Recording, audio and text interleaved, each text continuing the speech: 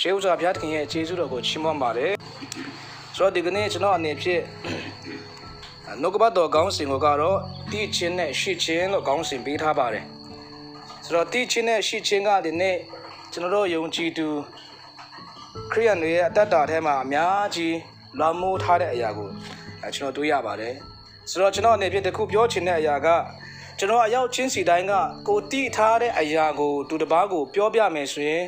သူတစ်ပါးတိသွားမှာဖြစ်တယ်ကိုတိထားတဲ့အရာကိုသူတစ်ပါးကိုပြောပြမယ်ဆိုရင်သူတစ်ပါးကကိုတိထားတဲ့အကြောင်းအရာကိုတိသွားမယ်ဒါပေမဲ့ကိုယ်ထဲမှာရှိတဲ့အရာကိုသူတစ်ပါးကိုပေးမယ်ဆိုရင်သူ့ထဲမှာရှိသွားမှာဖြစ်တယ်ဆိုတော့ဒီကနေ့ကျွန်တော်တို့ကဘာကိုပေးကြမလဲဘာကိုကျွန်တော်တို့အသက်တာထဲမှာပိုင်ဆိုင်ထားခြင်းတယ်လဲဒါကအရေးကြီးပါတယ်ဆိုတော့လောကမှာရှိတဲ့လူတွေအားလုံးကတိချင်းဆိုတဲ့အရာကိုအင်မတန်မှသဘောကျကြတယ်အင်မတန်မှနှစ်သက်ကြတယ်ဒါကြောင့်တခါတလေမှာလူပဝန်းကျင်ထဲမှာကြီးတဲ့အခါမှာဘယ်လိုမျိုးစကားတန်တွေကိုအများဆုံးကြားရလဲဆိုရင်ဒီကောင်ကအတိတရားလေးတော့ရှင်းသိကောင်းပါဆိုတဲ့စကားကကျွန်တော်အများအားနေပါကြားရပါတယ်ဒီကောင်အတိတရားတော်ခေါင်းပါတဲ့သူပဲစတဲ့ဖြစ်ပေါ့နော်အတိတရားနဲ့ပတ်သက်ပြီးမှလောကမှာရှိတဲ့လူတွေအားလုံးကအင်မတန်မှလိုချင်တဲ့နှစ်သက်တဲ့သဘောကျတယ်အတိတရားရှိတဲ့လူတွေကိုအင်မတန်မှချီးကျူးတဲ့လူတွေလည်းရှိပါတယ်ဒါကလောကနိယာမဖြစ်တယ်ဒါပေမဲ့ဖခင်ရဲ့နိယာမကတော့တိချင်းနဲ့တွားတဲ့အရာကိုသဘောမကျဘူးဖခင်အလိုတော်မရှိဘူးလို့ပြောချင်ပါတယ်ဖခင်အလိုတော်ရှိတဲ့အရာကတင့်ထဲမှာရှိတဲ့အရာနဲ့ရှိချင်းနဲ့တွားဖို့ဖြစ်တယ်ဒါကြောင့်ဖခင်ကလူကိုဖန်ဆင်းတဲ့အခါမှာထဲ့เสียဖြစ်ဖန်ဆင်းထားတာဟုတ်တယ်လို့ပြောပါတယ်။ဘာကိုထဲ့ဖို့လဲဆိုရင်ဖခင်ရဲ့အသက်တည်ဟူသောဖခင်ရဲ့ဝိညာဉ်ကိုကျွန်တော်အထဲမှာထဲ့ဖို့ဖြစ်တယ်။ဒါကြောင့်ကနဦးမှာကဘာဦးမှာလူကိုဖန်ဆင်းတဲ့အခါမှာအာဒံကိုဖန်ဆင်းပြီးတဲ့အခါမှာဖခင်ကသူ့ရဲ့ဖခင်တက်ဇီဝအသက်ကိုအာဒံထဲကိုထဲ့သွင်းပေးတယ်လို့ပြောပါတယ်။ဖခင်ရဲ့အသက်ကိုထဲလိုက်တဲ့အခါမှာလူဟာအသက်ရှင်သောတ attva ဖြစ်လာတယ်ဇီဝအသက်ပေါ့နော်တရားပြပြောချင်တယ်လူဟာအသက်ရှင်သောတ attva ဖြစ်လာတယ်ဒါကြောင့်ဆက်ပြီးမှတမန်ကျမ်းစာထဲမှာလေ့လာတော့တဲ့အခါမှာဘုရားကရှိခြင်းနဲ့အလုံးလုံးတယ်ဆိုရကိုတွေ့ရတယ်တမောင်းကာလမှာတမောင်းကျမ်းထဲမှာကပ္ပဦးကျမ်းထဲမှာဘာကိုတွေ့ရတယ်လဲဆိုရင်မောရှေအချမ်းကိုကျွန်တော်တွေ့ရတယ်မောရှေအချမ်းကိုကြီးတဲ့အခါမှာလဲမောရှေကိုဘုရားခင်ကသူ့ကိုအတုံးပြုမယ်သူ့ရဲ့လူမျိုးတွေကိုကယ်ထုတ်ဖို့အတွက်သူ့ကိုအတုံးပြုဖို့အတွက်ဘုရားခေါ်တဲ့အခါမှာမောရှေကဘုရားကိုအကြောင်းပြချက်အမျိုးမျိုးပေးတယ်ဘာမှမတိဘူးမတတ်ဘူးစကားလည်းထစ်တယ်စသည်ဖြင့်အကြောင်းပြချက်အမျိုးမျိုးပေးတယ်ဘာအစွမ်းအစားမှလည်းသူ့စီမှာမရှိတော့ဘူးအခုတော့အသက်ကြီးသွားပြီဘာမှလုပ်လို့မရတော့ဘူးဒါပေမဲ့ဘုရားကသူ့ကိုဘာပြောတယ်လဲဆိုရင်မောရှေနဲ့နင်းရဲ့လက်ထဲမှာဘာရှိတယ်လဲတောင်ဝေးပဲရှိတယ်အဲ့ရှိတဲ့အရာနဲ့ဘုရားအလုပ်လုပ်တာဖြစ်တယ်ဆိုတော့ဒီကနေ့ကျွန်တော်ယုံကြည်သူအသက်တာထဲမှာတင့်ထဲမှာဘာရှိတယ်လဲဒီနေ့ဖျားရှိစေခြင်းတဲ့အရာကနှုတ်ကပတ်တော်ဒီဟူသောခရစ်တော်ကိုတင့်ထဲမှာရှိစေခြင်းတာဖြစ်တယ်ဒါပေမဲ့ဒီနေ့ကျွန်တော်တို့ကနှုတ်ကပတ်တော်ဒီဟူသောခရစ်တော်ကိုရှိခြင်းတဲ့ကျွန်တော်တို့ကသိထားတာတော့များတယ်ဒီနေ့ခရိယန်တို့ပြောလိုက်တဲ့အခါမှာခရိယန်တိုင်းကယေရှုဆိုတဲ့အကြောင်းကိုမသိတဲ့သူခက်ရှားရှားပဲအကုန်လုံးသိတယ်အကုန်လုံးသိတယ်ဒါပေမဲ့အဲ့ဒီယေရှုခရစ်တော်ကျွန်တော်တို့အထဲမှာရှိသလားမရှိဘူးလားဆိုတာကအရေးကြီးပါတယ်တည်ထားတာနဲ့မလုံလောက်ဘူးဖခင်ရဲ့ရှေ့မှာရှိနေဖို့ကအရေးကြီးပါတယ်ဖခင်ကတင့်ထဲမှာရှိတဲ့ခရစ်တော်နဲ့အတူလောကထဲမှာအလုံးလုံးချင်တာဖြစ်တယ်အလုံးလုံးချင်တာဖြစ်တယ်ဒါပေမဲ့ဒီကနေ့ယုံကြည်သူခရိယန်တွေရဲ့အသက်တာထဲမှာကြီးတဲ့အခါမှာအများဆုံးပါကိုတွေ့ရတယ်လဲဆိုရင်တည်ထားတဲ့အတိတရားနဲ့တွားနေတဲ့ခရိယန်တွေအများကြီးရှိတယ်ဆိုရာကိုတွေ့ရပါတယ်အကုန်လုံးကိုတော့မဆိုလိုပါဘူးတချို့တော့သူတွေအများပိုင်းပေါ့နော်အများပိုင်းဒါဆိုရင်ရှိခြင်းနဲ့တည်ခြင်းကဘာကွာတယ်လဲအင်မတန်မှကွာခြားပါတယ်အင်မတန်မှကွာခြားတယ်ဆိုတော့ယေရှုခရစ်တော်ဘုရားလောကထဲမှာအသက်ရှင်တဲ့အခါမှာတည်ခြင်းတရားနဲ့အတိနဲ့တွားနေတဲ့သူတွေကိုဘယ်လိုပြောတယ်လဲဆိုရင်ရှမတဲ့ခရစ်ဝင်ကျမ်းအခန်းကြီး23အပိုက်ငယ်29နဲ့28ထဲမှာတွေ့ရတယ်ဆိုတော့အခန်းကြီး23တစ်ခန်းလုံးမှာကြီးတဲ့အခါမှာအမှဖော်ပြထားပါတယ်တည်ခြင်းနဲ့တွားတဲ့သူတွေကိုခရစ်တော်ဘုရားကဘယ်လိုပြောထားတယ်လဲဆိုတဲ့အရာကိုတမန်ကျမ်းစာထဲမှာကြီးတဲ့အခါမှာအများကြီးကျွန်တော်တွေ့ရတယ်အဲ့ဒီထဲကကျွန်တော်တစ်ချက်ဖတ်ချင်ပါတယ်ခုနကပြောတော့တဲ့ကျမ်းချက်ဖြစ်တယ် လိုအပ်သောကျမ်းပြုဆရာပါရရှဲတို့တင်တို့သည်အမင်္ဂလာရှိကြ၏အကြောင်းမူကားအဖြူတုတ်ထားသောတင်းချိုင်းတွင်နှင့်တူကြ၏ထိုတွင်သည်အပြစ်နှင့်တင့်တယ်စွာတကားအတွင်း၌ကလူတေအယိုးအညစ်အကြေးအမျိုးမျိုးနှင့်ပြည့်လျက်ရှိ၏ထိုအတူတင်တို့သည်အပြစ်၌လူတို့ရှေ့မှဖြောင့်မတ်ဟန်ရှိအတွင်း၌ကလိုအပ်ခြင်းမတရားသဖြင့်ကျင့်ခြင်းနှင့်ပြည့်လျက်ရှိ၏ကျမ်းပြုဆရာပါရရှဲတွေကိုယေရှုခရစ်တော်ဘုရားပြောတဲ့စကားဖြစ်တယ်ပါရရှဲတွေကျမ်းပြုဆရာတွေကအယံတည်တယ်တည်ခြင်းထဲမှာတစ်ဖက်ကန်းခအောင်တည်တဲ့သူတွေဖြစ်တယ်ဒါမဲ့အဲ့ဒီအတိတရားနဲ့တည်ခြင်းနဲ့တွားနေတဲ့သူတွေကိုခရစ်တော်ကဘယ်လိုပြောတယ်လဲတင်းတို့ဟာအမင်္ဂလာရှိတယ်အဖြူတုပ်ထားတဲ့တင်းချိုင်းတဲ့သူတွေဆိုတော့ကျမ်းပြုဆရာပါရရှဲတို့ကအခုခေတ်ကျွန်တော်တို့ဒီခေတ်စကားနဲ့ပြောမယ်ဆိုရင်အမှုတော်ဆောင်ပေါ့တနည်းအားဖြင့်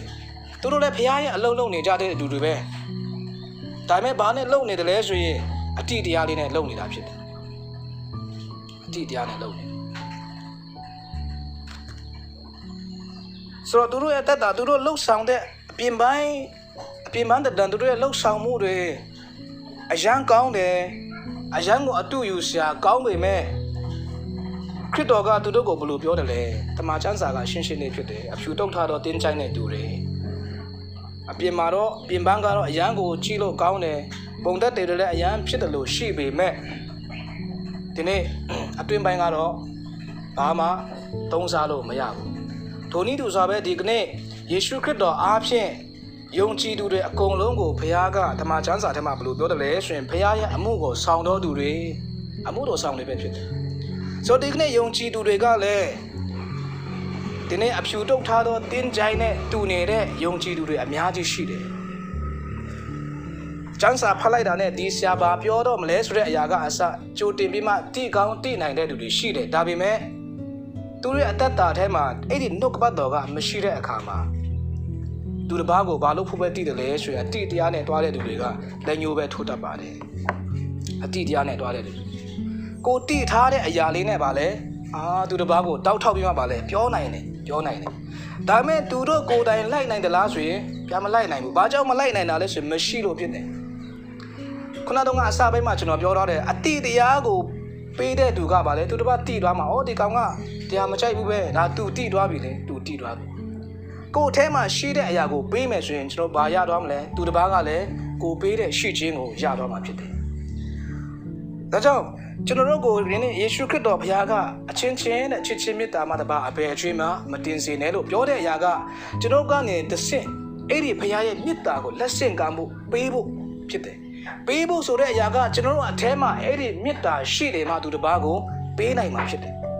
မရှိမလို့မှမပေးနိုင်ဘူးဟန်ဆောင်ပြီးမှတော့ပေးလို့ရပါတယ်ဒါပေမဲ့ဘုရားရှိမှအချင်းနေပဲဖြစ်တယ်အချင်းနေပဲဖြစ်တယ်ဒါကြောင့်တမန်ကျမ်းစာထဲမှာခြေတဲ့အခါမှာတိချင်းနဲ့တွားတဲ့သူတွေအများကြီးရှိတယ်ဒါပေမဲ့အဲ့ဒီတိချင်းနဲ့တွားတဲ့သူတွေကိုဘုရားကအလိုမရှိဘူးနောက်ဆုံးယေရှုခရစ်တော်ဘုရားကိုလက်ဝါးကပ်တိုင်မှာကန်းစင်တင်လိုက်တဲ့သူတွေကလည်းတိတဲ့သူတွေကပဲတင်လိုက်တာဖြစ်တယ်ဘာလို့ရှဲတယ်တမန်ကျမ်းစာကိုအင်မတန်မှတိတဲ့သူတွေကားစင်ရအောင်သူတို့ပဲဥဆောင်သွားတာဖြစ်တယ်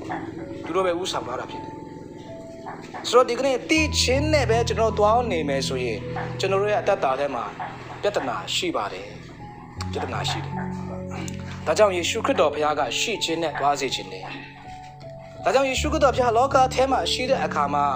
သူဘာကိုပဲအဓိကထားပြီးလှုပ်ဆောင်သွားတယ်လဲဆိုရင်ရှိခြင်းအရောက်ချင်းစီတိုင်းမှာရှိသွားဖို့ဘုရားကတွင်တင်တယ်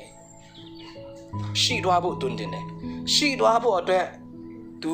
တင်ကြားပေးတယ်ယုံကြည်ခြင်းလဲခရစ်တော်ထဲမှာပဲယုံကြည်ခြင်းရှိနေဖို့မဟုတ်ဘူးသူရဲ့တပည့်တော်တွေထဲမှာလဲအဲ့ဒီယုံကြည်ခြင်းရှိသွားဖို့အတွက်ပါလဲတွင်တင်တယ်အနာငြိမ်းစေနိုင်တဲ့အခွင့်ကယေရှုခရစ်တော်ထဲမှာရှိတဲ့အရာသူရဲ့တပည့်တော်တွေကိုလည်းထပ်ဆင့်ပြီးမှရှိသွားအောင်ပါလဲသူပြန်ပြီးမှလမ်းပြခဲ့တယ်ဒါကြောင့်ယေရှုခရစ်တော်ထဲမှာရှိတဲ့အရာတွေကိုသူရဲ့တပည့်တော်တွေကိုပြန်ပြီးမှသူလက်ဆင့်ကမ်းခဲ့တာဖြစ်တယ်အတိတရားတစ်ခုလေးပဲသူပေးခဲ့တာမဟုတ်သူ့ထဲမှာရှိတဲ့အရာတွေကိုအကုန်လုံးပါလဲပေးခဲ့တယ်ဒါကြောင့်ဒီနေ့ကျွန်တော်အသက်တာထဲမှာလဲ ထိုနှုတ်ကပတ်တော်ဒီဟူသောယေရှုခရစ်တော်ဘုရားကိုတည်ထားခြင်းတဲ့ကျွန်တော်တို့ရဲ့အသက်တာထဲမှာကျွန်တော်တို့ဘဝအထဲမှာရှိနေဖို့ကအင်မတန်မှအရေးကြီးပါတယ်နှုတ်ကပတ်တော်ဆိုတာယေရှုခရစ်တော်ဘုရားကိုပြောတာဖြစ်တယ်ယောဟန်ခရစ်ဝင်ကျမ်းအခန်းကြီး1ထဲမှာကြည့်တဲ့အခါမှာနှုတ်ကပတ်တော်ဆိုတာလည်းယေရှုခရစ်တော်ဘုရားပဲယေရှုခရစ်တော်ဘုရားဆိုတာလည်းနှုတ်ကပတ်တော်ပဲအဲ့ဒီနှုတ်ကပတ်တော်ကိုကျွန်တော်အထဲမှာရှိစေချင်တာဘုရားကဒါကြောင့်ကျွန်တော်တို့ရဲ့အသက်တာထဲမှာအတိတရားလေးနဲ့ပဲတွားနေမယ်ဆိုရင်တော့ပြဿနာရှိပါတယ်ရှိခြင်းနဲ့တွားဖို့ဖြစ်တယ်ယေရှုခရစ်တော်ဘုရားကသူ့အထဲမှာရှိတဲ့အခါမှာလည်းသူတကယ်ပေးနိုင်တယ်ရှိတဲ့အခါမှာသူ့ထဲမှာအနာငြိမ်းခြင်းရှိတဲ့အတွက်မချမ်းမာတဲ့သူတွေကိုပါလဲအနာငြိမ်းခြင်းကိုပါလဲပေးနိုင်တယ်သူဟာတည်ခြင်းမရှိတဲ့သူဟာထာဝရအသက်ရှင်တဲ့ဘုရားဖြစ်တဲ့အတွက်ကြောင့်မို့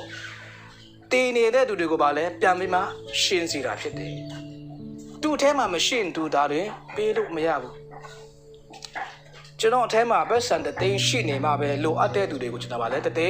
ပေးနိုင်မှာဖြစ်တယ်ကျွန်တော်အထဲမှာမရှိဘဲနဲ့လို့မှမပေးနိုင်ဘူး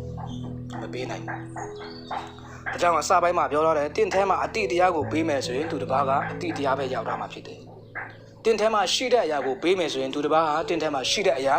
ရတော့မှာဖြစ်တယ်တင့်ထဲမှာပါရှိတယ်ခရစ်တော်ဒီဟူသောနှုတ်ကပတ်တော်ထိုမေတ္တာရှိနေဖို့အရေးကြီးတယ်အဲ့ဒီမေတ္တာကိုလူတွေကိုပြန်ပေးတဲ့အခါမှာပါလေလူတွေကအဲ့ဒီဖခင်ရဲ့မေတ္တာကိုရလာတဲ့အခါမှာကျွန်တော်အားလုံးကပါလေသူဖခင်ရဲ့အလင်းကိုတဖြည်းဖြည်းနဲ့မြင်တွေ့လာရမှာဖြစ်တယ်။ဒါကြောင့်တမန်ကျမ်းစာထဲမှာယေရှုခရစ်တော်ဖခင်ကဒီလိုပြောထားပါတယ်။တင်တော့အလောကရဲ့အလင်းဖြစ်တယ်။အလင်းဖြစ်ဖို့ကအလင်းတည်းဟူသောခရစ်တော်ကကျွန်တော်တို့အထဲမှာရှိနေဖို့လိုတယ်။ခရစ်တော်ဟာလောကရဲ့အလင်းဖြစ်တယ်။အဲ့ဒီအလင်းကကျွန်တော်တို့အထဲမှာရှိနေမှကျွန်တော်ကပါလေအလင်းဖြစ်လာမှာ။အဲ့ဒီကျွန်တော်တို့အထဲမှာရှိတဲ့အလင်းတည်းဟူသောခရစ်တော်ကိုအလင်းမရသေးတဲ့သူတွေကိုပါလေပြန်ပြီးမှလက်ဆင့်ကမ်းပေးဖို့ဖြစ်တယ်။တင်ထဲမှာအလင်းမရှိဘဲနဲ့တင်ဘလို့လုပ်ပြီးအလင်းပေးနိုင်မှာလေ။ဥပမာလက်စီမီနဲ့ပြတ်သွားတဲ့အခါအချိန်ထားပါစို့ဖျောင်းတိုင်လေးနဲ့ကိုယ်ထဲမှာဖျောင်းတိုင်ရှိထားပေမဲ့အလင်းပေးနိုင်တဲ့မြင့်ချစ်မရှိရင်မှလည်းဖျောင်းတိုင်ကဘလို့မှမီးလင်းလာစရာအကြောင်းမရှိဘူး။မြင့်ချစ်နဲ့မြင့်ချစ်ပြီးမြည်ထွန်းလိုက်မှပဲပါလေအဲ့ဒီအလင်းကအဲ့ဖျောင်းတိုင်ကအလင်းလင်းလို့ရတယ်။ထိုနည်းတူစွာပဲကျွန်တော်ထဲမှာရှိတဲ့အရာတင်းထဲမှာဘာရှိတယ်လဲရှိတဲ့အရာလေးပေးပါအချင်းချင်းဒီနေ့ဖခင်ကအချင်းချင်းဘာပြဖို့ပြောတယ်လဲဆိုမေတ္တာပြဖို့ပြောတယ်ဒါပေမဲ့ကျွန်တော်ကပါလဲအကွက်တွေပြနေကြတယ်နော်ပညာတွေပြကြတယ်အကွက်တွေပြကြတယ်ဒီကောင်ဒီလိုမျိုးလုပ်လိုက်တယ်ကျွန်တော်အလဲချပြန်တွေ့မယ်ဒီကောင်စတယ်ဖြစ်ပေါ့နော်ဒါကဖခင်ကမေတ္တာပြဖို့ပြောပေမဲ့ကျွန်တော်ကပါလဲအကွက်ပြတယ်ပညာပြတယ်အဲ့ဒီအကွက်ပြလိုက်ပညာပြလိုက်နဲ့ပါလဲမိသားစုထဲမှာအတင်းတော်ထဲမှာအဖွဲ့အစည်းထဲမှာပါလဲကွဲပြားမှုတွေရှိလာဒါပေမဲ့မေတ္တာပြတဲ့အချိန်ကျတော့ပါလဲရန်သူတောင်မှပါလဲမေတ္တာရတံကိုမခံနိုင်အဲ့ဒါအရေးကြီးတယ်အဲ့ဒါဖြစ်တယ်လိုဝက်ချက်ကအဲ့ဒါဖြစ်တယ်ဆိုတော့နောက်ထပ်တမန်ကျမ်းစာထဲမှာကြီးတဲ့အခါမှာဘာကိုတွေ့ရတယ်လဲဆိုရင်ဂလာတိယဝါဒစာထဲမှာကြီးတဲ့အခါမှာဝိညာဉ်အတီးအကြောင်းလေးတွေကျွန်တော်တွေ့ရတယ်ဝိညာဉ်လေးအတီးအကြောင်းလေးတွေကျွန်တော်သိရတယ်အဲ့ဒီအဲမှာမှဇာတိပဂတိအကျင့်နဲ့ဝိညာဉ်ပဂတိအကျင့်ဆိုပြီးမှဂလာတိယဝါဒစာခန်းကြီး9ထဲမှာကြီးတဲ့အခါမှာကျွန်တော်တွေ့ရတယ်အဲ့ဒီအဲမှာဂျန်တဲ့အရာတွေကိုကျွန်တော်မပြောလို့ဘူးဝိညာဉ်ပဂတိအကျင့်အဲမှာကျွန်တော်အားလုံးသိတယ်9ကျင့်အကျင့်ပေါ့နော်9လုံးရှိတယ်အဲ့ဒီ9လုံးစလုံးကကျွန်တော်အထဲမှာဘာဖြစ်နေဖို့လဲဆိုရင်ရှိနေဖို့ဖြစ်တယ်ဒီကနေ့ယုံကြည်သူတွေကဒီဝိညာဉ်ပဂတိအကျင့်ဆိုတဲ့အရာကိုသိတယ်ဒါပေမဲ့မရှိဘူးမရှိတာကပြဿနာဖြစ်တယ်ဒီထဲမှာနံပါတ်1ကပါလဲဆိုရင်ချစ်ချင်းကိုကျွန်တော်သိပေမဲ့အဲ့ဒီချစ်ချင်းကကျွန်တော်အထဲမှာရှိလားဆိုရင်ပါလဲမရှိဘူးဝမ်းမြောက်ခြင်းသိတယ်အဲ့ဒီဝမ်းမြောက်ခြင်းရှိလားဆိုရင်လည်းမရှိပြန်ဘူး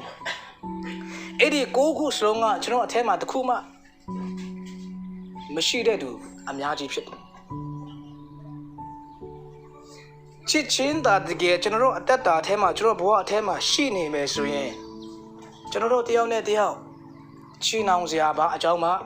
မရှိဘူးခရစ်တော်တော်မှကျွန်တော်တို့လောက်အပြစ်ကြီးတဲ့သူတွေကျွန်တော်တို့လောက်အားနည်းချက်များတဲ့သူတွေဟုတ်တယ်နော်လောကထဲမှာအပြစ်ရှိတဲ့သူရှာတဲ့အခါမှာကျွန်တော်လောက်အပြစ်ကြီးတဲ့သူလောကမှာမရှိဘူး ကျွန်တော်လောက်အားနဲ့ချက်များတဲ့သူလောကမှာမရှိဘူးကျွန်တော်လောက်ယူဝင်စရာကောင်းတဲ့သူကျွန်တော်လောက်အားနဲ့ချက်များတဲ့သူကျွန်တော်လောက်အပြစ်ကြီးတဲ့သူကိုတောင်မှယေရှုခရစ်တော်ဘုရားကအပြစ်လွတ်ပေးနိုင်ရင်ချစ်နိုင်ရင်ကျွန်တော်ဘာလို့မချစ်နိုင်တာလဲကျွန်တော်ဘာလို့နားမလည်ပေးနိုင်တာလဲကျွန်တော်တို့ဘာကြောင့်မို့ခွင့်မလွတ်ပေးနိုင်တာလဲတည်ထားတယ်မရှိလို့အဖြေကရှင်းရှင်းလေးဖြစ်တယ်ဒါကြောင့်ဒီနေ့ဒီဝိညာဉ်ပဂတိအကျင့်တွေကလည်းကျွန်တော်အแทမှာတည်ရုံမဟုတ်ဘူးရှိနေဖို့ကဘုရားအလိုတော်ရှိပါတယ်တင့်แทမှာရှိဖို့အတွက်ဘုရားဒီမတာမအလိုရှိတဲ့အရာဖြစ်တယ်ဖိလိပ္ပိဩဒါစာထဲမှာဘယ်လိုပြန်ပြောထားတယ်လဲဆိုရင်ဖိလိပ္ပိဩဒါစာအခန်းကြီးနဲ့အပိုက်ငယ်9ထဲမှာတော့ဒီလိုပြောပါတယ်ယေရှုခရစ်၌ရှိသောထိုစိတ်တော်တင်တို့၌လည်းရှိစေကြလော့ယေရှုခရစ်၌ရှိတဲ့ထိုစိတ်တော်တင်တို့၌လည်းရှိစေကြလော့တော့ယေရှုခရစ်တော်ရဲ့စိတ်တော်ထားဘလို့လဲဆိုတဲ့အရာကိုဒီနေ့ခရိယန်တွေတော်တော်များများသိပါတယ်နော်ခရိယန်တွေအားလုံးသိပါတယ်ယုံကြည်ပါတယ်ဒီကလူတွေအားလုံးလည်းခရစ်တော်ရဲ့စိတ်တော်ကဘလို့ရှိတယ်လဲဆိုတဲ့အရာကိုသိပါတယ်ခရစ်တော်ရဲ့စိတ်တော်ကတခြားအများကြီးတွေးစရာမလိုဘူးခုနတုန်းကပြောပြီးကျွန်တော်လောက်အပြစ်ရှိတဲ့လူကျွန်တော်လောက်အားနည်းချက်များတဲ့လူကျွန်တော်လောက်ရစရာမရှိတဲ့လူတွေကိုလူကိုတောင်မှအပြစ်လွတ်ပြီးခွင့်လွတ်ပြီးမှအပြစ်အခါတည်ခြင်းအပယ်ကနေပါလေကဲတင်ခဲ့တာဖြစ်တယ်ကျွန်တော်လောက်အပြစ်များတဲ့လူကိုတောင်မှသူချစ်နိုင်တယ်ဒါခရစ်တော်ရဲ့စိတ်တော်ပဲခရစ်တော်ရဲ့စိတ်တော်ပဲဒီနေ့အဲ့ဒီခရစ်တော်ရဲ့စိတ်တော်တဲ့တင်တို့၌လည်းရှိစေကြလောရှိစေကြလောကျွန်တော်အထဲမှာအဲ့ဒီခရစ်တော်ရဲ့စိတ်တော်ရှိလားမရှိဘူးလားဆိုတာကိုကပါလဲပြန်ပြီးမှဆန်းစစ်ကြည့်အောင်ပြန်ပြီးဆန်းစစ်ကြည့်အောင်ကျွန်တော်အပါဝင်ပါနော်ကျွန်တော်အပါဝင်ကျွန်တော်လောက်အပြစ်ရှိတဲ့သူကျွန်တော်လောက်အားနည်းချက်များတဲ့သူကိုတောင်မှဖခင်ကခွင့်လွတ်နိုင်ကျွန်တော်ဘာကြောင့်မခွင့်လွတ်နိုင်ရမှာလဲကျွန်တော်လောက်အပြစ်ကြီးတဲ့သူကိုတောင်မှဖခင်ကခရစ်တော်ကဖခင်နဲ့ကျွန်တော်ရဲ့အပြစ်ကိုသူဘာကြောင့်ခွင့်လွတ်ပေးနိုင်တာလဲသူခွင့်လွတ်ပေးနိုင်ရင်ကျွန်တော်ဘာကြောင့်ကျွန်တော်ရဲ့မိသားစုကျွန်တော်ရဲ့ပေါ့ပေါ်ရဲ့အပြစ်ကိုဘာကြောင့်ကျွန်တော်ခွင့်မလွတ်နိုင်ပါလဲမလုံနိုင်ခြင်းရဲ့အကြောင်းရင်းကမရှိလို့ဖြစ်တယ်။တင်ထဲမှာရှိနေရင်တင်လုံနိုင်တယ်။ဥပမာဒီခုံကိုမနိုင်မဲ့ခုံအားကျွန်တော်အထဲမှာရှိရင်ကျွန်တော်ဒီခုံမနိုင်တယ်။ဒီစပွဲကိုမနိုင်တဲ့ခုံအားကျွန်တော်အထဲမှာရှိရင်ကျွန်တော်ဒီခုံကိုမနိုင်တယ်။မရှိရင်တော့ကျွန်တော်မမနိုင်ဘူး။ဥပမာကလေးတွေကိုဒီစပွဲကိုတယောက်တည်းမလိုက်လို့ပြောကြည့်ပါလား။သူတို့မှဒီလောက်အရွယ်စားကိုမနိုင်မဲ့ခွန်အားမရှိတဲ့အခါမှာသူတို့မမနိုင်ဘူးမပြီးမှရွှေလို့ရတယ်ဆိုတာကိုသိပေမဲ့ခွန်အားမရှိတဲ့အခါမှာရွှေလို့မရဘူးထိုနည်းတူစွာပဲဒီကနေ့ကျွန်တော်တို့ရဲ့ဝိညာဉ်ရေးရာအတ္တထဲမှာလဲဖျားမကြိုက်တဲ့အရာတွေကျွန်တော်အကုန်လုံးသိတယ်ဖျားကြိုက်တဲ့အရာတွေကျွန်တော်အကုန်လုံးသိတယ်သိပေမဲ့ကျွန်တော်တို့မလုံနိုင်တဲ့အကြောင်းရင်းကဘာလဲလုံနိုင်တဲ့ခရစ်တော်ကျွန်တော်တို့အထဲမှာမရှိလို့ဖြစ်တယ်ကျွန်တော်တို့ဘာကြောင့်ခွင့်မလွတ်နိုင်တာလဲဆိုရင်ခွင့်လွတ်နိုင်တဲ့တခင်ခရစ်တော်ကကျွန်တော်တို့အထဲမှာမရှိလို့ဖြစ်တယ်ကျွန်တော်ဘာကြောင့်မေတ္တာမထားနိုင်တာလဲဆိုရင်မေတ္တာရှင်ဖြစ်တဲ့ခရစ်တော်ကကျွန်တော်တို့ရဲ့အတ္တအထဲမှာမရှိလို့ဖြစ်တယ်အဖြေကမေတ္တာမရှိတော့မေတ္တာမပေးနိုင်ဘူးခွင့်လွတ်ခြင်းမရှိတော့ခွင့်မလွတ်နိုင်ဘူးတီးခံခြင်းမရှိတော့မတီးခံနိုင်ဘူးဒါပဲအဖြေကရှိရင်မှလည်းလုံနိုင်တယ်ပေးနိုင်တယ်ခုနကတော့ပြောပြီးကျွန်တော်အထဲမှာတသိန်းရှိရင်တသိန်းလိုအပ်တဲ့သူကိုကျွန်တော်ကလည်းတသိန်းပေးနိုင်မယ်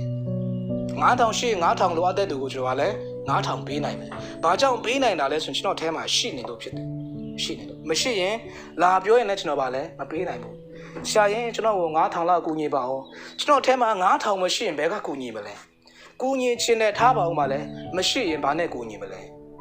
မေတ္တာထားခြင်းနဲ့ထားပါအောင်တော့မေတ္တာမရှိရင်မေတ္တာတည်းတော့ခရစ်တော်ကျွန်တော်အထဲမှာမရှိရင်ကျွန်တော်ဘယ်လောက်ထိမေတ္တာထားနိုင်မလဲဒါကြောင့်ဒီကနေ့ကတာမှာရှိတဲ့ယုံကြည်သူများကျွန်တော်အရောက်ချင်းစီတိုင်းရဲ့အတ္တထဲမှာစဉ်းစားရအောင်ဆင်ခြင်ရအောင်ကျွန်တော်ကတိထားတဲ့သူလားရှိနေတဲ့သူလားတိထားတဲ့သူဆိုရင်တော့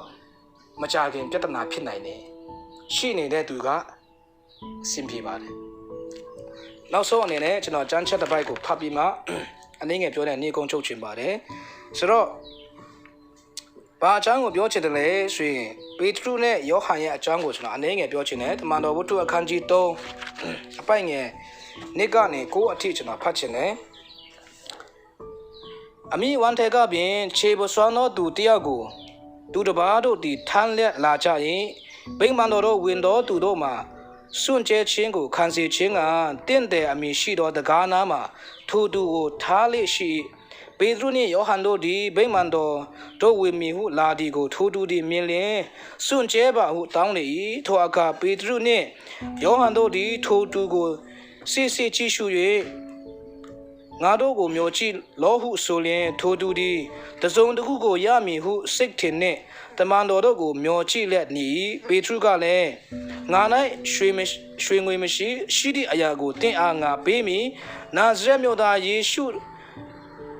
ခရစ်၏နာမတော်အားဖြင့်ထား၍လမ်းသွားလောဟုဆိုလျက်ထိုသူ၏လက်ရလက်ကိုကင်ဆွဲချီကြွလေတော့ခဏချင်းတွင်ခြေနှစ်ဖက်မျက်စိတို့သည်စွမ်းအားကိုရသည်ဖြင့်ရုတ်တရက်ထား၍မတ်တရပြီးလျင်လမ်းသွားလေတွားလက်ခုံလက်ဖျားကိုချီးမွမ်းလက်တမန်တော်တို့နှင့်အတူဗိမာန်တော်တို့ဝင်နေ၏ဒီအကြောင်းအရာကိုကျွန်တော်အကုန်လုံးနေပါကျွန်တော်တည်ပြီးသားအကြောင်းအရာဖြစ်တယ်။အဲ့တော့ဒီထဲမှာတမန်ကျမ်းစာထဲမှာပြောတဲ့အတိုင်းပဲအမိဝန်တွင်ကနေခြေမစွမ်းတဲ့သူကိုတပားသူတွေကအဲ့ဒီဗိမာန်တော်ရဲ့တင့်တယ်အမိရှိတဲ့တကားနားမှာအမြဲတမ်းလာပြီးမှသူ့ကိုချထားလေးရှိတယ်။ဘာလို့ပို့လဲဆိုရင်အမှလာတဲ့သူတွေရှိမှသူတောင်းစားဖို့ရှင်းပြောမယ်ဆိုတောင်းစားဖို့အမှလာချထားတယ်။သူဘာမလုပ်နိုင်ဘူးခြေမစွမ်းဘူးဆိုတော့ခြေတော့မတန်တဲ့အခါခြေတော့မစွမ်းတဲ့အခါကျပါလေသူ့အတွက်ဘာမှမျောလင်းချက်မရှိဘူးအလုပ်လုပ်ဖို့ဆိုလဲအဆင်ပြေတယ်။ဒါကြောင့်တောင်းစားဖို့အလုပ်တစ်ခုပဲသူ့အတွက်အဆင်ပြေတယ်။အဲကြောင့်တောင်းစားဖို့အတွက်အဲ့ဒီတမှာလာချထားတယ်။အဲ့ဒီနေ့မှာပေတရုနဲ့ယောဟန်ကအဲ့ဒီဗိမာန်ထဲကိုလာခဲ့တယ်။ဗိမာန်တော်ကိုလာခဲ့တဲ့အချိန်မှာအဲ့ဒီခြေမစွမ်းတဲ့သူကသူတို့ရှိကတောင်းတယ်သူတို့ကိုစွန့်ကြဲပါဒါပေမဲ့အဲ့ဒီထဲမှာပေတရုပြောလိုက်တဲ့စကားယမတာမှကောင်းပါတယ်သူ့ထဲမှာရွှေငွေမရှိဘူးဒါပေမဲ့ရှိတဲ့အရာပေးမယ်သူတို့ထဲမှာဘာရှိတယ်လဲဆိုရင်ယေရှုခရစ်တော်ရဲ့နာမနဲ့သူ့ကိုထားစေတယ်ဘာကိုပေးတယ်ဆိုရင်ရှင်းပြောမယ်ဆိုရင်ယေရှုခရစ်တော်ကိုပေးလိုက်တာဖြစ်တယ်ဆိုတော့ဘာကိုရခဲ့လဲခြေတော့ပြန်ပြီးမှတာမာပြီးမှခွန်အားရှိမှလမ်းလျှောက်နိုင်တဲ့အခွင့်ကိုသူတို့ပြန်ရခဲ့တယ်အဲ့ဒီခြေမစွမ်းတဲ့သူကပြန်ရခဲ့တယ်အဲ့ဒီထဲမှာပေတရုပေးလိုက်တဲ့အရာကဘာပေးလိုက်တာလဲရွှေမဟုတ်ဘူးငွေမဟုတ်ဘူးခရစ်တော်ကိုပေးလိုက်တာဖြစ်တယ်ဆိုတော့ဒီကနေ့ကျွန်တော်အသက်တာထဲမှာကျွန်တော်ဘာပေးမလဲအချင်းချင်းခရစ်တော်ကိုပဲပေးရအောင်ခရစ်တော်ကချစ်ချင်းမေတ္တာဖြစ်တယ်အဲ့ဒီချစ်ချင်းမေတ္တာကိုပေးရအောင်ခရစ်တော်တီးခံခြင်းပဲအဲ့ဒီတီးခံခြင်းကိုပေးရအောင်ဝိညာဉ်တီကိုလုံးကျွန်တော်အလွတ်ချက်ပြီးတည်ထားရုံနဲ့အရှင်းမပြေဘူးအဲ့ဒီအရာအလုံးကရှိနေဖို့အရေးကြီးတယ်ဒါကြောင့်ကျွန်တော်ဒီနေ့ကတာထဲမှာရှိတဲ့ယုံကြည်သူများအရောက်ချင်းဆိုင်ကိုခွန်အားပေးခြင်းပါတယ်ကျွန်တော်တည်ခြင်းနဲ့ရှိခြင်းနှစ်ခုကြားထဲမှာတည်ခြင်းနဲ့အသက်ရှင်တဲ့ခရိယာများယုံကြည်သူများမဖြစ်စေပဲရှိခြင်းနဲ့ဘုရားအလိုတော်ရှိတော်အသက်တာထဲမှာအသက်ရှင်6လမ်းကြပါစို့လို့နှုတ်ကပတ်တော်အပြင်ရေးများလောက်ဝင်းကတိုက်တွန်းခွန်အားပေးလိုက်ပါတယ်အရောက်ချင်းဆိုင်ကိုဘုရားသခင်ကောင်းချီးပေးပါစေအာမင်